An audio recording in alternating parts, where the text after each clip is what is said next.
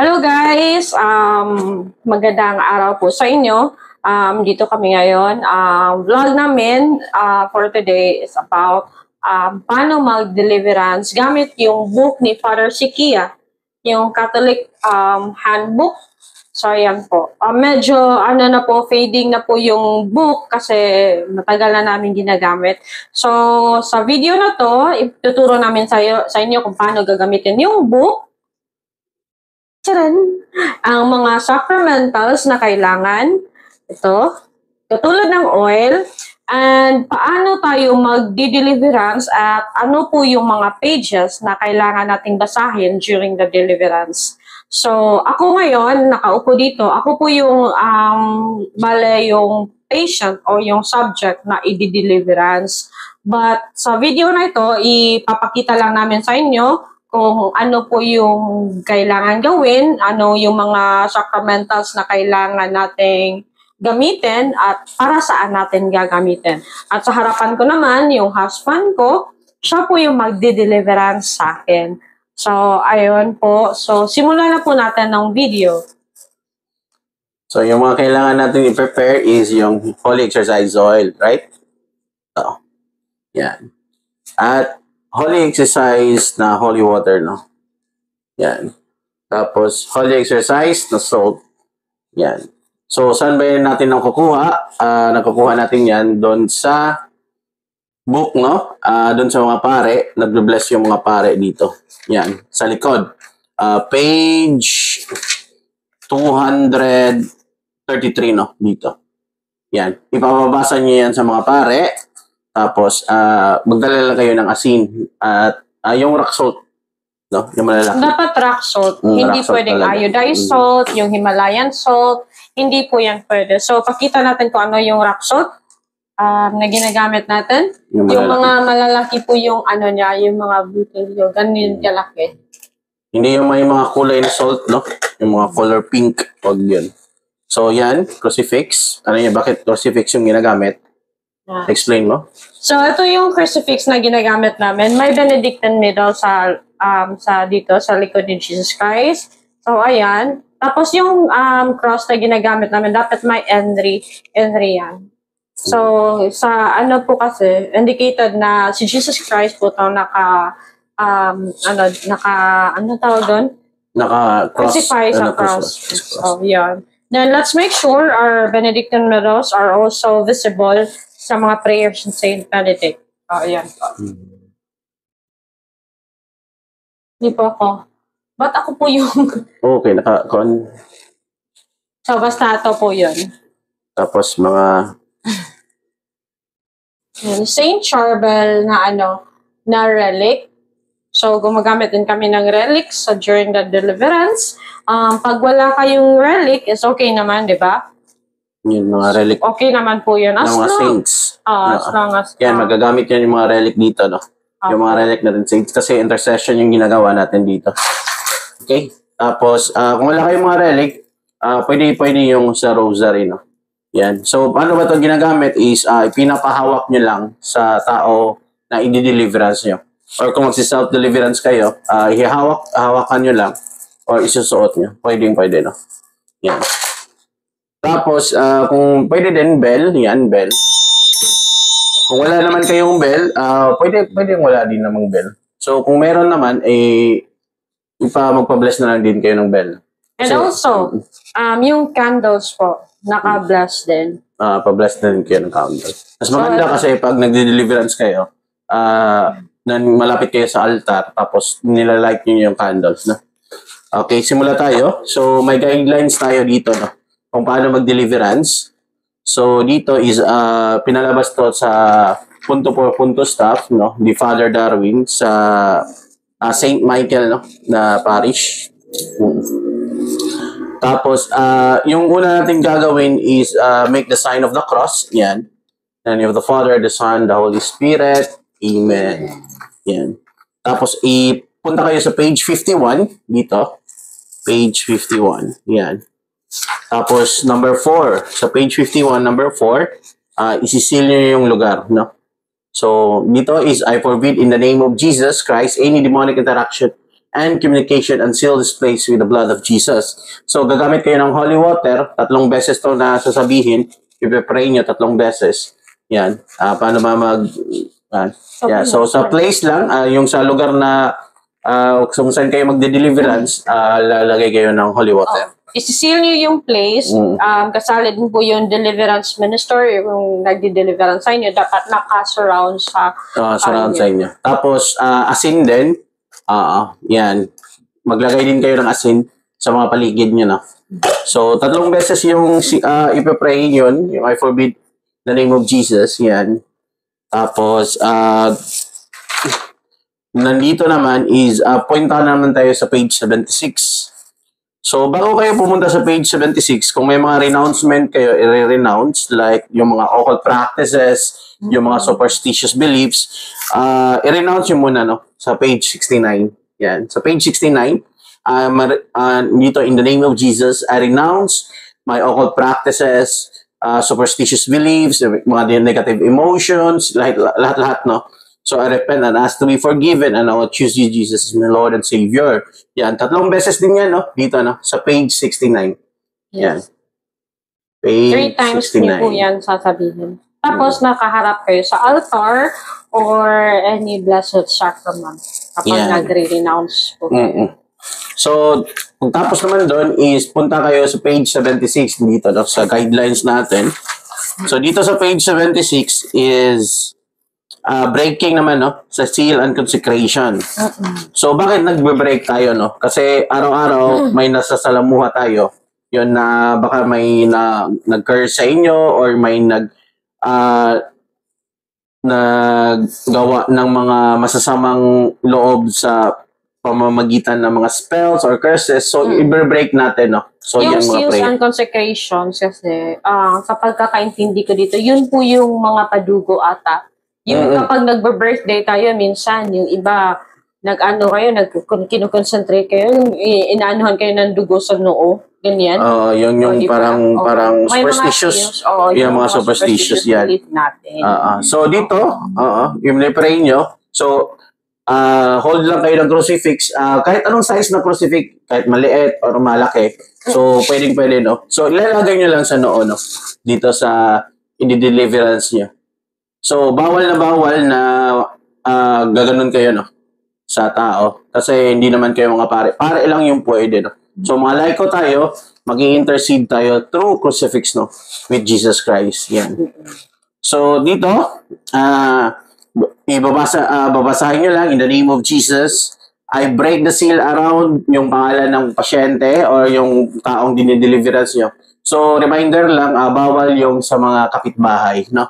Bawal kapitbahay, basta as long lang nasa bahay nyo. Yung mga bloodline nyo, no? Yung mga bloodline.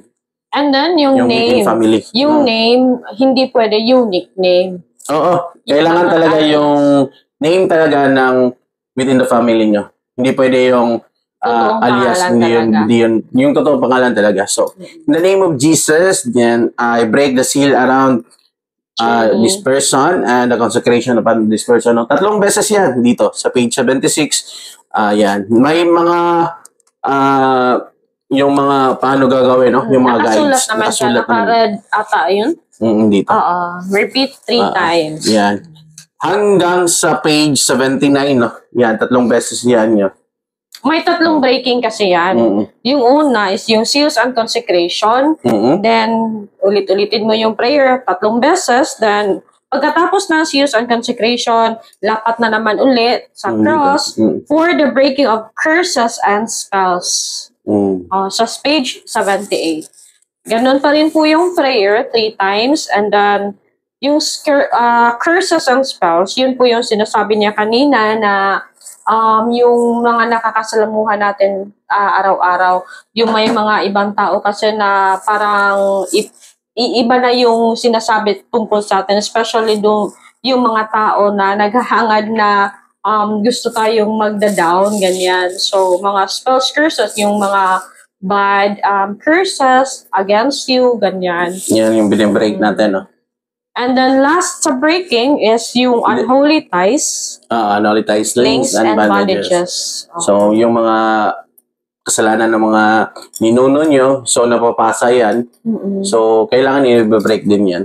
May mga bondage din po kasi tayo sa mga lolo at lola natin noon hindi na natin naabutan siguro. Baka siguro may practice sila na hindi agreed by our Catholic faith. So, agreed by our Catholic teaching. So, ayun, nagbabondage po yan sa family, generational bondage. So, kailangan din po natin na ma-break po yun through the prayer of breaking unholy ties, links, and bondages. Page 79 to 80, nandito sa book. Then, repeat also 3 times. So, naka-instruct din po yan sa book. So, punta tayo sa deliverance. So, bago kayo mag-deliverance, kung may mga sacramentals kayo, yung mga relic na dito, so, ipapahawak nyo yan sa i-deliverance yan, no? Yung mga ganito na relic. So, pwede yung mga 3rd class relic, yung 2nd class, lalo na yung mga 1st class, no? Yan, papahawak niya yan sa page, sa i-deliverance yun, no? So, dito, page 81, yun lang yung pwede natin gamitin, no? Yan, page 81. Yan. So, babasahin ko, in the name of Jesus of Nazareth, through His tremendous power as God, and through His most powerful salvific name. So, dito, pagdating niya dito sa name, yan, name. Yan, name. Mag-intercede kayo ng intercession niyo. So, I humbly ask you, Lord, I ask the intercession of Mother Mary. Yan, lalagay nyo dito yung crucifix sa noo. I ask the intercession of Mother Mary, Saint Michael. Yung mga saints na, devote. Yun, katulad nito ng relic na to is Saint Charbel. So, I ask the intercession of Saint Charbel. Yan, ganyan. So, kung anong mga relic nyo dyan, pwede, no? Mag-i-intercede kayo nyan. So, dito, sunod, I rebuke, repudiate, bind, and cast out all evil spirits. So, pag dyan naman sa evil spirits, yung mga mga evil spirits nila, katulad nila, Lucifer, yung 7 deadly sins, no? Yan. Yung pride, lust, gluttony, envy. Yan, yung mga pride, yan, no? Paligas. Pride, greed, lust, envy, gluttony, wrath, and sloth. Pwede, no? So, pag nag-spirit of pride kayo dyan, spirit of pride, yung mga spirit of negative emotion, spirit of depression, yan. Dito yung mga points, no? Dito sa ulo, yan. Dito, sa kabila naman, yung sa tenga. Yan. Spirit of pride, spirit of Lucifer. Yan. Ganyan, yan. Spirit of Mammon. Yan, Spirit of Asmodeus, yan. Ilalagay nyo lang itong crucifix dito, no? Yan, mga ganyan. So, yung pointer niya is dito, ulo, sa tenga, sa mata, yan.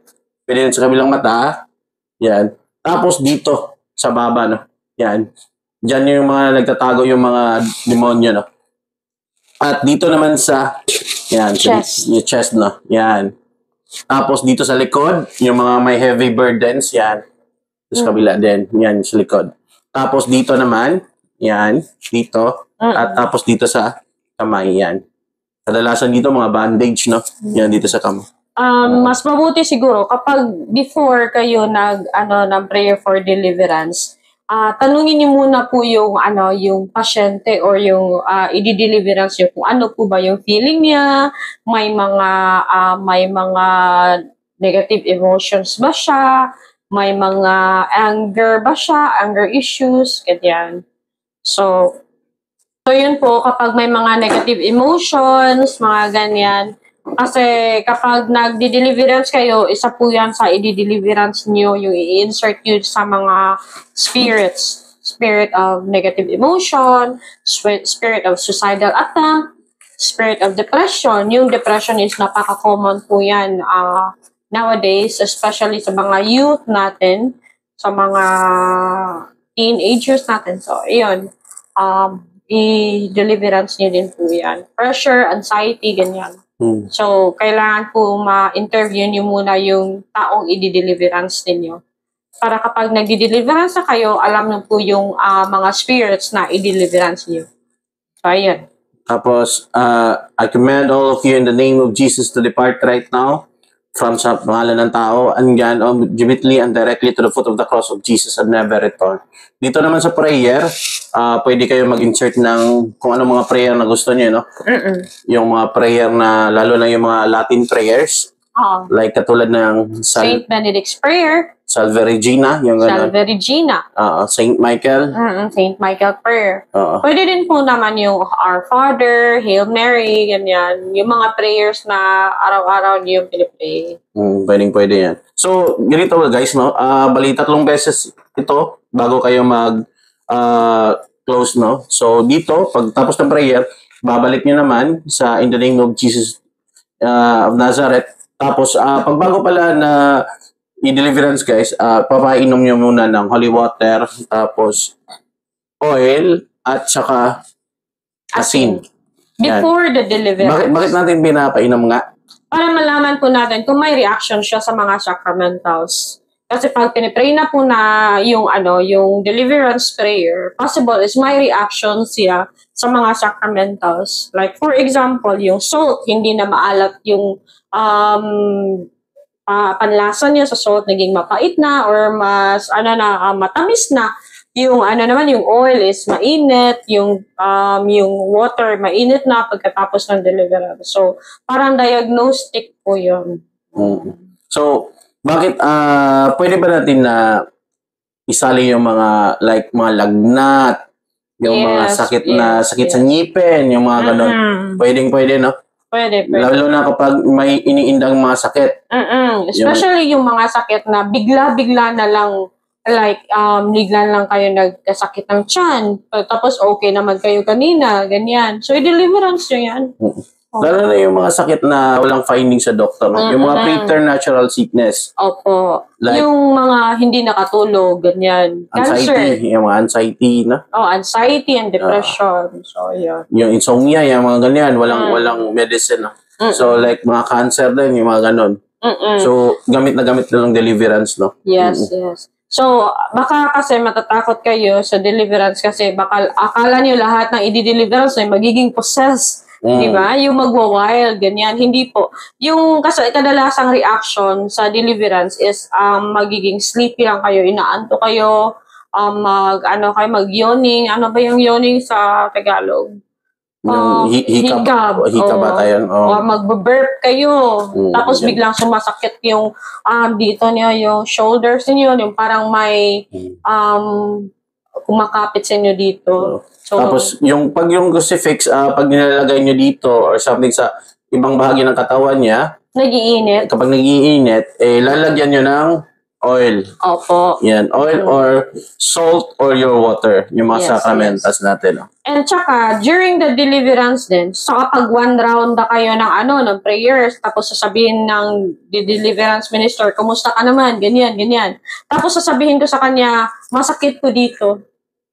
Masakit, yung habang nagbabasa ka ng prayer, sumasakit yung dito ko.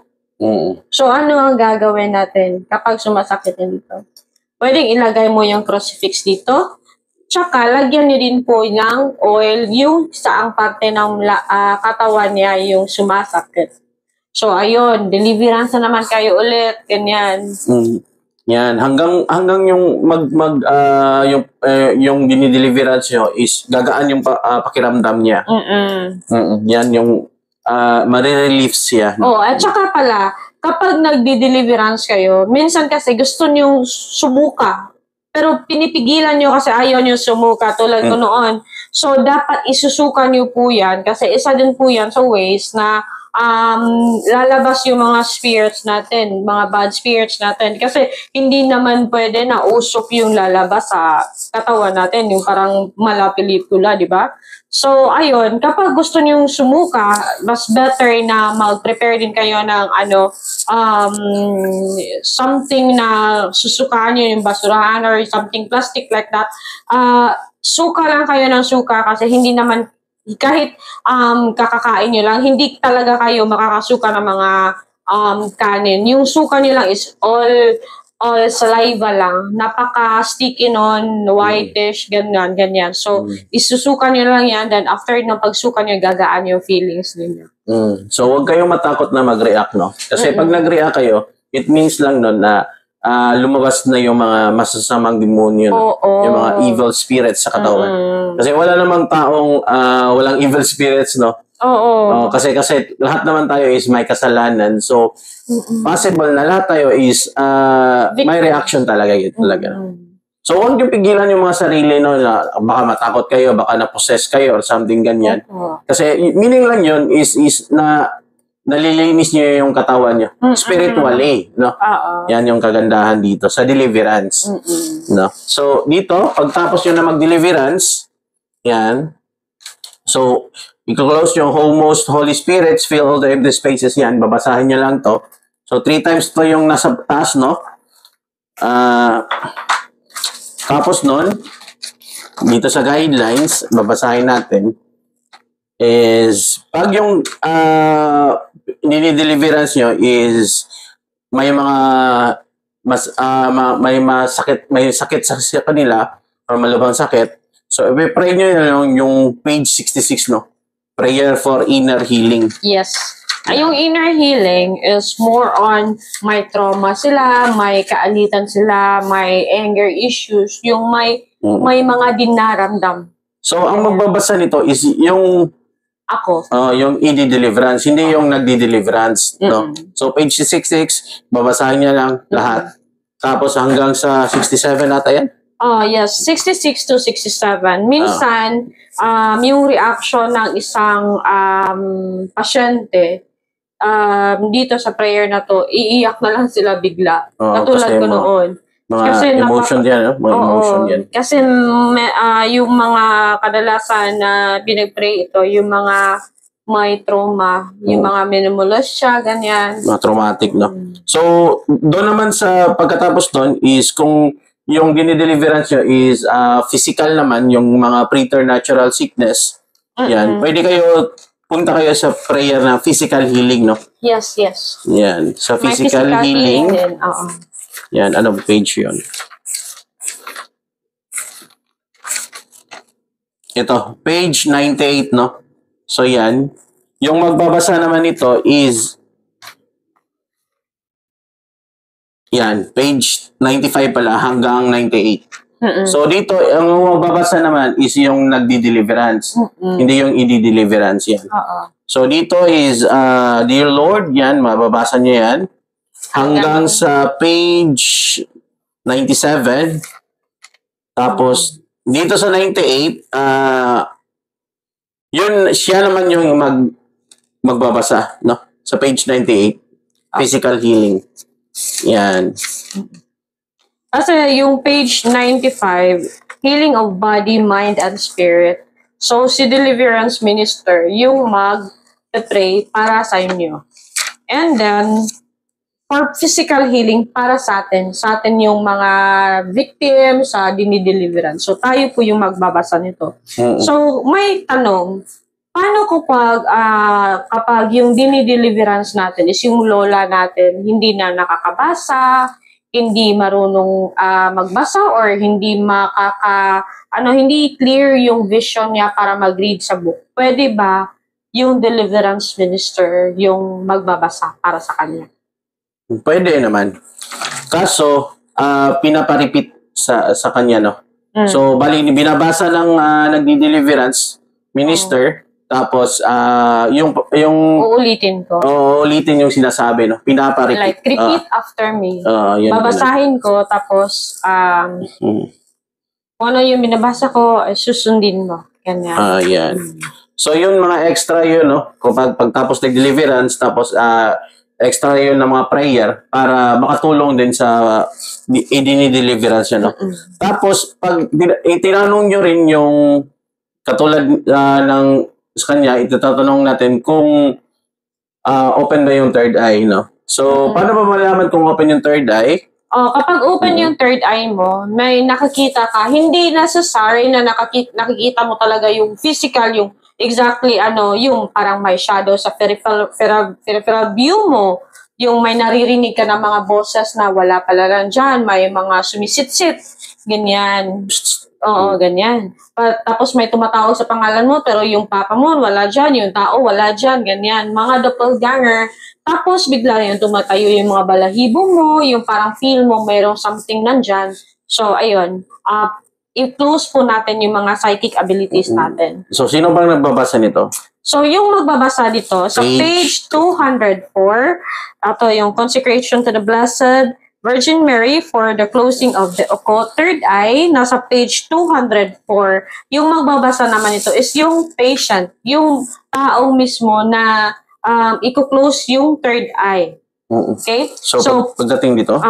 Pagkabasa niyo dito, niyo dito, close now my psychic abilities, i-repeat niyo po to ng 3 times. And then, kapag nagbabasa na po yung pasyente, yung deliverance minister naman, kukuha ng oil, tapos niya dito sa mga senses ng pasyente. So, ano po ba yung 5 senses natin? Yung ears, kasi nakakarinig tayo, di ba? Yung eyes, kasi nakikita tayo. Yung smell din, yung mga naamoy tayo na walan siya. Yung bigla natin ng amoy ng mga bulaklak, yung mga kandila, ganyan. Tapos yung bibig. Taste. Yung taste. So, yung 5 senses, yung i-cross ng oil. So, ayun. 3 times for close na my psychic abilities. After 3 times, then proceed with the prayer until amen. Yan.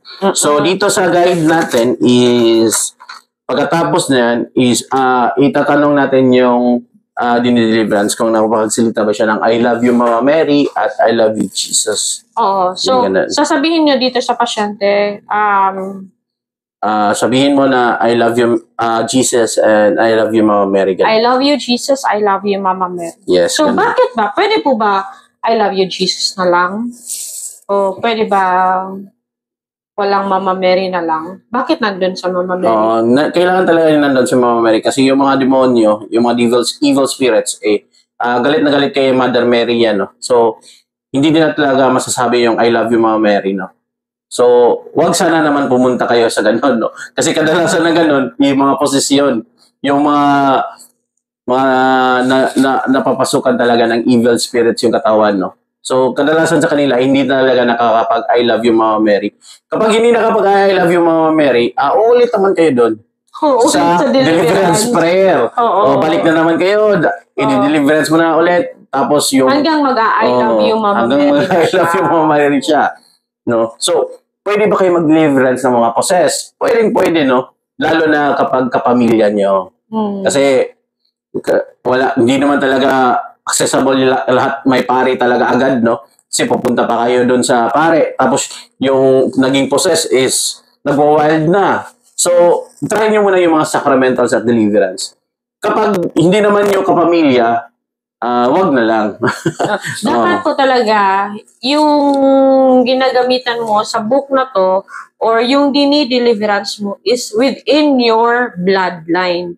So, yung sinasabi kanina ni deliverance minister, ni brother, paano kaya kapag nakaka-witness kayo na, or nakakita kayo ng something possessed, ano po yung gagawin natin? Hindi wala po yung mga pare, napakalayo ng simbahan.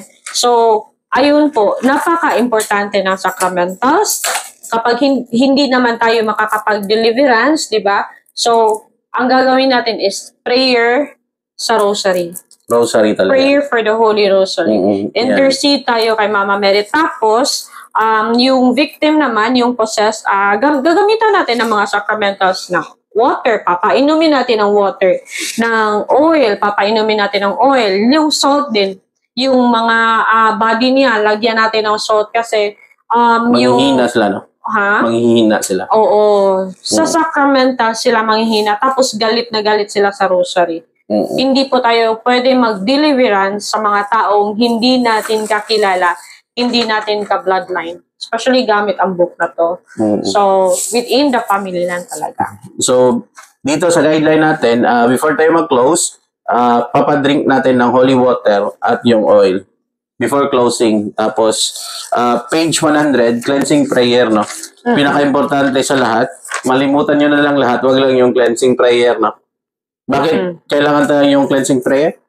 Nandito sa book na to. This prayer is said after the deliverance session. Cleansing prayers are prayers to God for protection against demonic retaliation after one has entered and won in spiritual combat against the forces of darkness. So, protection to sa mga retaliation. Kasi, yung mga demonyo, Galit na galit, no? galit na galit. Tapos, gusto po nila ng mag-revenge sa inyo. Nagagalit yan kapag pinapalayas nyo. Sino naman hindi magagalit? No? So, yan, magagalit yung mga demonyo. So, may cleansing prayer talaga, no? So, dito, before natin i-close natin yung bablog natin, is mag-cleansing prayer tayo, no? Okay. So, saan man nagagamit yung cleansing prayer? Nagagamit din to kapag nagtotalk kayo bahin sa devil spirits. Tulad dito, nagtotalk tayo. So, pagkatapos nito is mag-cleansing talaga tayo. No?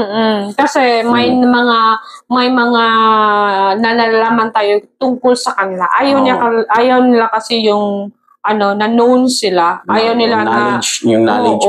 Ayaw nila na sila ma-acknowledge. Ganyan. Yung may malaman tayo, may mga knowledge tayo kung paano mag-fight back through the devil, no? Kasi pag yung tao marunong mag-fight back sa devil, nawiwik sila wala silang kapangyarihan may kapangyarihan sila pero limited. Di katulad dito sa deliverance kasi kapangyarihan ng Diyos to yan. So, takot talaga sila nito, no? So, before natin mag-end tayo, mag-prayer muna tayo. So, in the name of the Father, and the Son, and the Holy Spirit. So, Heavenly Father, in the name of Jesus Christ, O Lord and Savior, by the power of the Holy Spirit, we pray that the cleansing power of the precious blood of your Son come upon us right now, purify us and wash us clean with the blood of Jesus, from the tops of our head down to the very soles of our feet, and let this blood penetrate the very marrow of our bones to cleanse us from any entanglement, from whatever spirits we have come in contact with during the course of our intercession. Anoint us with the gifts of the Holy Spirit and refresh our body, soul, and spirit. And may the sign of the Holy Cross drive away all evil spirits from us.